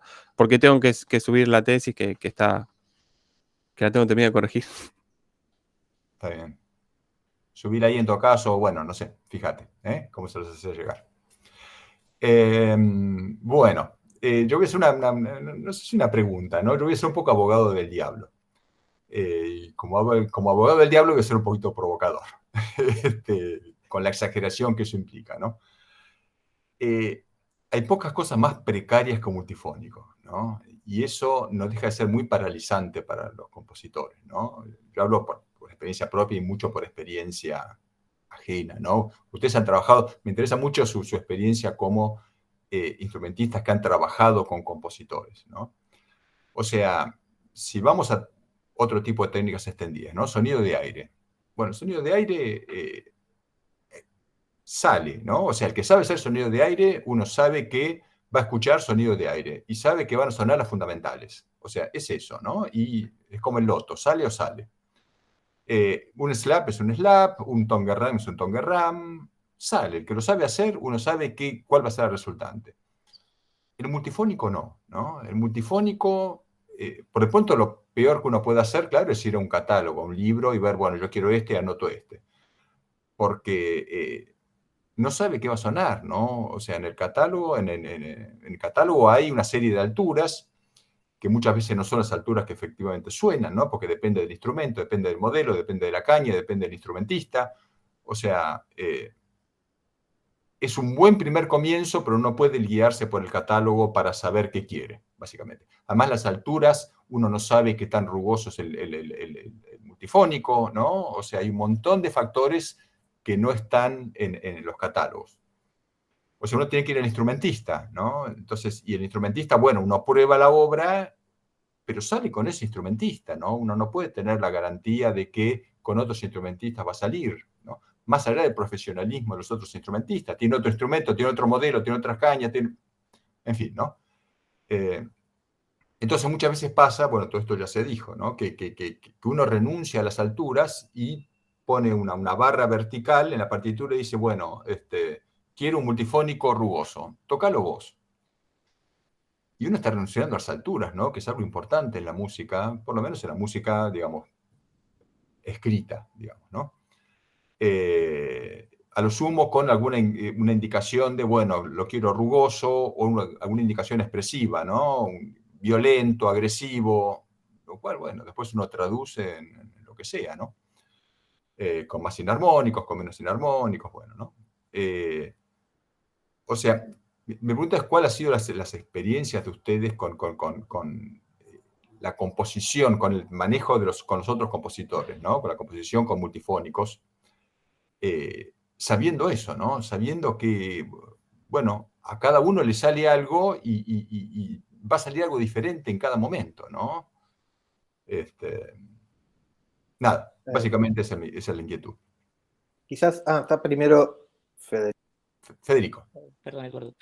No, respecto a justamente lo que tienen los catálogos es que usan notación tradicional, que eso es anotar, tomar registro de solo un parámetro. Y bueno, claro. Está faltando información. Yo hace unos años empecé a armar un catálogo, o sea, yo tengo mi colección acá de sonidos multifónicos, la que estoy trabajando, ordenando como planteó Martín, y estoy anotando el aspecto de morfología, o sea, si van a ser rugosos, cuán rugosos, es decir, notando así una anotación analógica, en qué parte del espectro está más granulado o no, cuán densa es esa granulación. Lo que pasa es que eso va a seguir siendo un catálogo, y en realidad acá yo apelaría a la experiencia casi de música concreta, ir al sonido concreto, qué es lo que está sonando. Respecto a la certeza que podés llegar a tener pidiendo un sonido multifónico a un instrumentista u otro, sí, hay variaciones por todo lo que vos acabas de enumerar. Para empezar, un tubo de instrumento, simplemente con sonidos ordinarios, tenés un pequeño abollón en el instrumento y el segundo armónico puede estar desviado. Entonces, un multifónico también puede estar desviado. Entonces, ahí hay incerteza. Pero por otro lado, no es cualquier cosa. Así, un multifónico no es un caos en cuanto a componentes. Eso tiene límites. Lo que hay que saber es esos límites. Y también, a mí me ha pasado con mis colegas instrumentistas de que es una técnica que requiere estudio, requiere sentarse y requiere paciencia para saber cómo abordarla. Entonces, no es que me subo y toco el multifónico. Que ese es el problema del instrumentista, que ve el acorde y dice, con esta digitación toco esto. Y es como ver, qué sé yo, una foto de una pose de Tai Chi. Vos ves a alguien haciendo algo y lo querés hacer. Y no, para llegar a eso tenés que trabajar. Y de trabajo. Y después un planteo que también es el mismo a lo de José. A vos te interesan las notas. Bueno, ¿qué pasa si invertimos, si damos vuelta a la medida? Si en lugar de que importen las notas, importa el multifónico y ahí planteas la música. Bien, podría contestar, pero José levantó la mano y Eduardo levantó la mano. Es justamente para empezar a... Sí. Seguimos agregando nafta, ¿no? José. No quería olvidarme respecto de la grafía y la escritura, porque también ese mismo problema está en la precisión de la escritura y, bueno, esa cosa de lo analógico. Entonces me ocurre y les pregunto si a lo mejor por ahí no es mejor, en vez de anotar como uno en el solfeo común está acostumbrado, no es mejor anotar la operación física de lo que tiene que hacer el instrumentista en la partitura y que el resultado sonoro no esté en la partitura, sino que lo que está la operación, en realidad. Hace esto, esto y esto, y en vez de anotar un si bemol o lo que sea, el acorde, anotar con más precisión lo que yo quiero, digamos. Si es que estoy trabajando con alguien, no sé, a quien no conozco o que no tiene la chance de charlar conmigo, digamos. Mi pregunta es esa, sobre la dificultad de la grafía en términos temporales también, ¿no? En las progresiones, las modulaciones, en fin, ese es un poco el ámbito de la pregunta. Está bien. Gracias, José. Y Eduardo había levantado la mano también. Creo que por ahí puedo responder un poco a las dos preguntas desde mi perspectiva. Primero, la de Juan. Me parece que una buena forma de trabajo con los multifónicos puede ser olvidarse un poco de la certeza, ¿no? Decir, no es que no va a sonar nunca, no va a sonar así, ni tampoco va a sonar así. O sea, no decir, es imposible o es 100% imposible, 100% posible.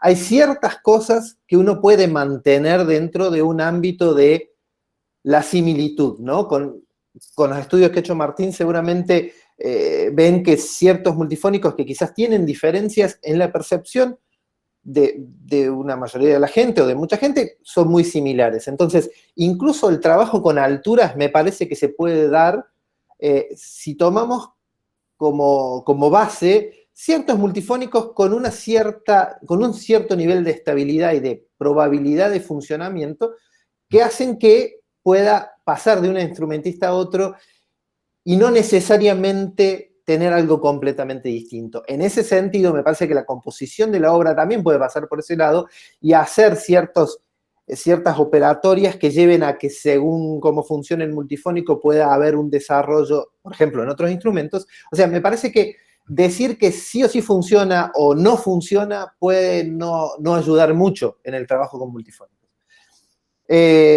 Por otro lado, la pregunta de José, creo que solamente la operatoria o la forma de generarlo también puede producir distintos resultados. Básicamente porque, un poco lo decía Martín, creo que era Martín que decía, esto de levantar la lengua, o Fede, no sé, un poco más, un poco menos, abrir la garganta. Hay como ciertas cuestiones que quizás son demasiado finas y me parece que una complementación de esa acción con un ámbito sonoro deseable puede ser quizás una forma de acercarse a un resultado, un mejor resultado desde el punto de vista de la composición en que todos toquen más o menos lo mismo. O sea, buscar no en sí una notación ya tradicional, sino un complejo quizás de cuestiones de notación que lleven a tener diferentes elementos por los que el instrumentista se puede guiar para acceder al sonido, digamos, lo más cerca posible. Y en ese sentido creo que la notación tradicional de alturas, como dice Fede, que no funcionaría, las acciones solas tampoco funcionarían. Creo que hay que un poco buscar la vuelta en un complejo de notaciones que nos lleve a resultados quizás más eficientes, ¿no? Gracias, Eduardo. Estamos en tiempo, así que le damos la palabra a Martín y con eso cerramos la mesa. Martín. Bueno, entonces trato de ser breve. Solo para tirar algunas cuestiones en cuanto a escritura, más allá de lo que propuso Eduardo y esos métodos, hay un trabajo que les recomiendo, que es el de un trabajo de Rama Gottfried, que está publicado en internet. Si me escriben, se los puedo pasar. Él trabaja a partir de escritura en partitura de las frecuencias heterodinas. Yo no creo que sirva para mucho eso, pero sí que sirva mucho en este circuito del que estamos hablando, en la relación intérprete-compositor. O sea, hay algo ahí que no es que esto influya, pero sí en cómo representar más específicamente la resultante sonora en notación musical. Digamos, finalmente estamos hablando de un código de transmisión y sería para una mesa entera, ¿no? Ver, bueno, cuál es el mejor código de transmisión para determinado tipo de sonoridad buscada. Sí, creo que yo estoy bastante a favor de los catálogos como herramienta de acercamiento, digamos. Así como el catálogo siempre que acompañe el sonido, o sea, que venga acompañado de sonido, es una forma de acercarnos. Después hay diferencias. Hay multifónicos que son más fáciles de producir, menos, que presentan mayor o menor impedancia. Impedancia, digo, resistencia al momento, que requieren un entrenamiento mayor. Pero lo cierto, y lo he probado con estudiantes de saxofón de diferentes niveles, que cuando uno tiene al lado, o puede escuchar la referencia auditiva, o tiene al lado la otra persona tocándolo, es muy fácil imitar, ¿no? O sea, es fácil de imitar porque utilizamos el oído interno, digamos, para entonar. Por supuesto, requiere de qué práctica, y no quiere decir algo que no hagamos con otras técnicas, pero tiene mucho que ver con eso. Y hay algo que yo rescato, digamos, de esta mesa, digamos, de esto que hemos construido, digamos, de estar muy interesados en este mundo. Yo le digo que es como un mundo nerd donde nos interesan los multifónicos, que es la vocación de transferencia, que me parece que es interesante, ¿no? O sea, hay una vocación de transferencia en los tres trabajos y también en lo que propone José en su interpelación, que tiene que ver con, bueno, acercar, como empujar hasta un lugar, y de ahí alguien tiene que venir a tomar eso desde ese lugar. Me parece que eso habla mucho del trabajo colaborativo, o sea, entre nosotros, entre intérpretes y compositores. Digamos, podríamos hablar nosotros tres de nuestro trabajo como intérpretes. Con el cuarteto de saxofones tenemos muchísimas, no muchísimas, pero muchas obras estrenadas trabajando con multifónicos, y es cierto que hasta que el compositor o la compositora no viene y se sienta en el ensayo a terminar de escuchar esa sonoridad, hay algo que queda en un umbral por definir. Pero yo me imagino que eso pasa no solo con los multifónicos y no solo con los saxofones. Hay una dinámica de lo sonoro que termina de cerrarse en ese primer ensayo. Por eso hay tantas correcciones entre los estrenos y las versiones subsiguientes.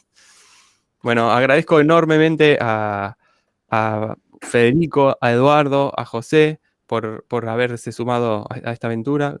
Muchas gracias, Juan, por estar hoy, por coordinar, digamos, por tener esa lectura tan atenta, y bueno, al Congreso y a la asociación por permitirnos hacer esto. Gracias Martín, Eduardo, Federico y José. Gracias a todas y a todos por haber presenciado esta mesa, y con esto cerramos esta sesión. Muchas gracias.